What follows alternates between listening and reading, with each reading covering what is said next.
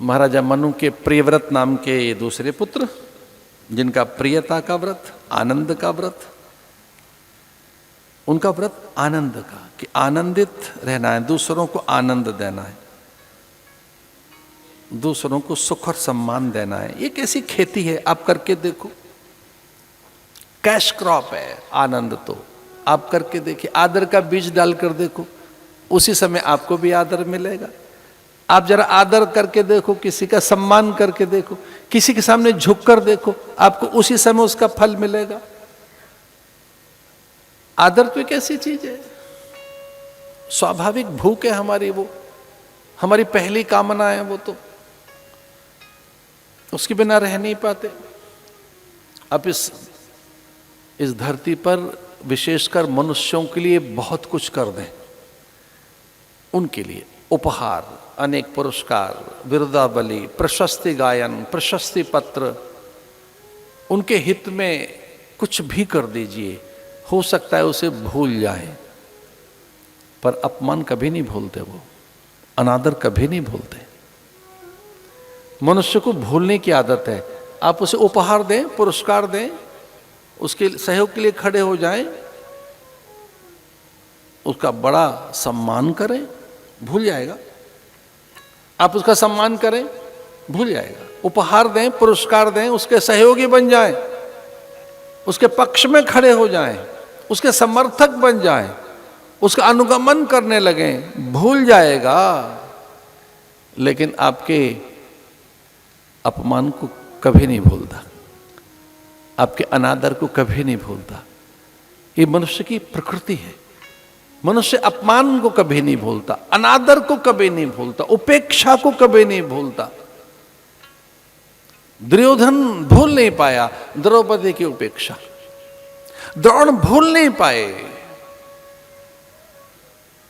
उपेक्षा, द्रुपद भूल नहीं पाए उपेक्षा।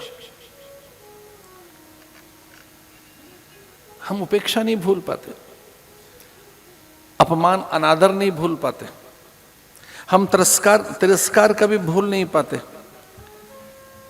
इसलिए ये ध्यान रहे कि हम में वाक संयम रहना चाहिए, वाक संतुलन रहना चाहिए। हमारे शब्द अप्रिय न हो, कटु न हो, वो प्रिय हो, सत्यनिष्ठ हो, स्वाभाविक हो, स्थिर हो। उनमें हमारी नैतिकता, उनमें हमारा अध्ययन, शील, संयम, उसमें हमारे संस्कार, विचार, हमारी परंपरा आभाषित होती है। व्यक्ति के स्वर से ही तो पता लगता है कि कितना पठित है, कितना शिक्षित है, कितना संस्कारित है, इसकी परंपरा क्या है। स्वर से ही तो पता लगेगा किस घराने के हो। ये संगीतकारों के स्वर से पता लग जाता है ये किस घराने के हैं। ग्वालियर घराना है, बनारस घराना है, पंजाब का घराना है, पता लग जाएगा। कर्नाटक का संगीत चल रहा है इस समय, या वो बनारसी गीत चल रहा है, चैती है, कजरी है, ठुमरी है, उसके स्वर से ही तो पता लगेगा। आपके स्वर से पता लगता है ना, उसमें करुण है, दया है, मुदिता है, मैत्री है, उपेक्षा है, उपहास है, तिरस्कार है, या बहुत अधिक आदर है। जानते हुए क्या है? बड़ी साधना, बहुत बड़ी साधना। कुछ लोग इसे कर नहीं पाते। ये भगवत उपहार है। भागवत में लिखा है, इससे बड़ा और कोई उपहार नहीं है कि आपके वैखरी में पावित्र हो, आपकी अभिव्यक्ति में सौंदर्य हो, आपकी अभिव्यक्ति में माधुर्य हो। ये तो आपको एक जन्म से ही बड़ी उपलब्धि हाथ लगी है। अभिव्यक्ति का स्वातंत्र, ये दो ही चीज तो आपके हाथ लगी है ईश्वर ने, और तो बड़ी कोई चीज आपको दी नहीं है। इनसे ही तो आपके कार्य की सिद्धि होगी। एक अभिव्यक्ति की स्वतंत्रता और दूसरी है कर्म की स्वायत्तता। आप कुछ भी कर लीजिए। कर्म से आप कहां पहुंच सकते हैं? कर्म से अगर आपके अकर्म है, विकर्म है, पाप कर्म है, तो आप कहां जाएंगे? और आपके पुण्य कर्म है, सत्कर्म है, शुभ कर्म है, तो आप कहां जाएंगे? कर्मानुबंधी नहीं मनुष्य लोके, तो आपको मिला क्या है जन्म से? तो जैसे ही आपका जन्म हुआ ये दो चीजें मिल गईं, पशुओं को नहीं, परिंदों को नहीं, पंछियों को नहीं, और थोड़े सजग और सावधान होकर बैठे हो तो देवताओं को भी नहीं। नो, वंचित हैं इन दिव्य उपलब्धियों से। देवता वंचित हैं, देवताओं को ये दो उपलब्धियां उनके हाथ नहीं, अब वो कर्म नहीं कर सकते, गए, अब वो स्वर्ग में बैठे हैं, एक बार पहुंच गए, अब फिर कोई, अब देयर इज नो चांस, अब कोई अवसर नहीं है। हमारे पास है, हम मनुष्यों के पास है, दो चीजें हैं हमारे पास, कर्म की स्वतंत्रता, हम कुछ भी करें कैसे ही करें, और एक है वाक स्वतंत्रता, शब्दों का, ये बड़ा साधन है।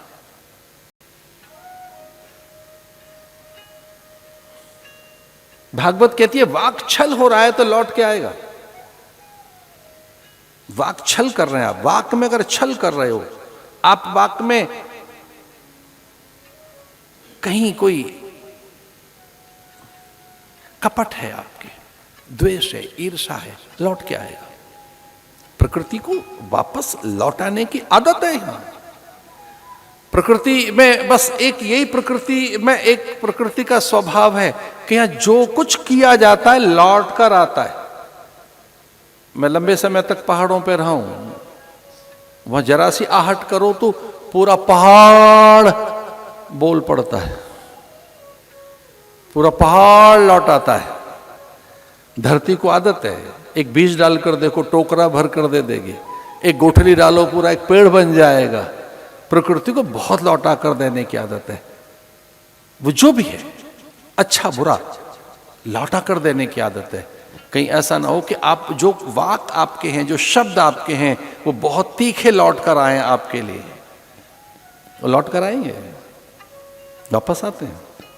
से वाक सौंदर्य, वाक माधुर्य, वाक में छल न हो, वाक में प्रियता रहे, वाक में सत्यता रहे, वाक में संतुलन रहे, और ये बड़ी साधन है, ये सामान्य साधन नहीं है ना, बहुत बड़ा साधन है। ये बोलना बड़ा साधन है, और ये प्रियव्रत ने किया। वाणी सौंदर्य है, इसे व्यवहार में पहले वाणी का व्यवहार है, और वो तब होगा जब मन ठीक हो, और मन तब ठीक होगा जब संकल्प ठीक हो हमारा। इसलिए कहा तन्मे मना शिव संकल्प मस्तु। अगर संकल्प ही सही है हमारा, हमारी सोच ही सही है, हमारे भीतर के विचार ही सही है, तो मीठा बोलोगे। कुछ लोग ऐसा कहते हैं भैया ठीक तो बोलो, और ये ठीक कहां से बोले, ठीक सोचता तो है नहीं, तो ठीक बोलेगा कैसे। कुछ लोग कहते हैं ठीक बोलना चाहिए, शुभ शुभ बोलो, मीठा बोलो, अच्छा बोलो, सुंदर बोलो, सत्य बोलो, मधुर बोलो। ये मधुर तो तब बोला जाएगा जब माधुर्य पहले हो, सत्यता पहले हो। मधुवातारितायते मधुक्षरन्ति सिंधवः। मीठा कब बोलोगे, जब मिठास पहले हो। इसे जिनके पास ज्ञान और विचार की साधना नहीं है, जिनके पास में वाक तप नहीं है, वो भले ही मीठा बोले, वो नाटकीयता होगी, वो अभिनय होगा।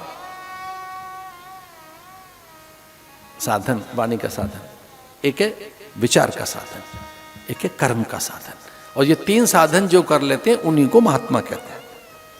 हमारे यहां महात्मा का मतलब खाली लाल कपड़े वाला नहीं, वो साधु सन्यासी सर्वथा वंदनीय पूजनीय, क्योंकि वस्त्र बड़ी चीज है, ये वेश ही है जो हमारे साधन को साध कर रखने के लिए हमें प्रेरणा देता है। ये वस्त्र अग्नि वस्त्र है, ये भगवा वस्त्र अग्नि वस्त्र है, ये बहुत पवित्र वस्त्र है, ये वेश सामान्य वेश नहीं। पर साधुता का अर्थ कुछ और है। मनस्सेकम वचस्य एकम कर्मण्येकम महात्मना। जो मन वचन कर्म से एक है उन्हीं को महात्मा कहते हैं। तो जो महाराजा प्रियव्रत थे उनका यह व्रत था। हमारे यहाँ अनेक व्रत हैं, उन व्रतों में अन्न नहीं खाया जाता, किन्हीं व्रतों में जल नहीं पिया जाता, कोई कोई तो व्रत ऐसे भी हैं कि आंशिक हैं, उनमें जागरण करना है, नदी के तट पर बैठना है, अनेक व्रत हैं। पर कुछ महाव्रत भी है हमारे यहाँ। कुछ तो व्रत बताए और कुछ महाव्रत बताए। जैसे सत्य एक महाव्रत है, अनिंदा महाव्रत है, अवैर अक्रोध महाव्रत है, अस्वाद महाव्रत है। हमारे व्रतों की चर्चा करते हुए बताया सबसे बड़ा जो पहला व्रत है वो अस्वाद है। अस्वाद, इसकी सिद्धि कैसे होगी? प्रसाद से। प्रसाद गुण इसकी सिद्धि करता है। अगर ये आपकी रसना पर आपका नियंत्रण है, जिह्वा पर आपका नियंत्रण है, तो सच जानिए आपने आधा विश्व जीत लिया, प्राय आपने विश्व विजय कर ली।